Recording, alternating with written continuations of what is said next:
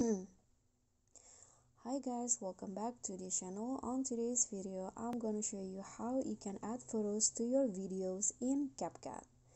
So here, I've already added a video to my CapCut, and let's say I want to add some photos into these videos. So there are two ways that you can use. The first one is you can just add it as overlay, and the second one you can add it as sticker. And here I'm going to show you how you can add the image as sticker. So just click on the stickers tab at the bottom, sticker option, and then here click on the plus icon on the top left of the sticker menu, and you'll be directed to your album. Then you can just choose the photos that you want to add into the video. So let's say I want to add this photos. So just click on the photo, click on the check icon, then here you can just pinch the photo to resize the size like this.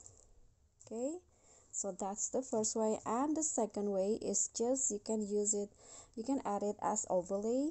So go back and click on the overlay option, click on add overlay, then choose or select the photos. Okay, I'm going to add the same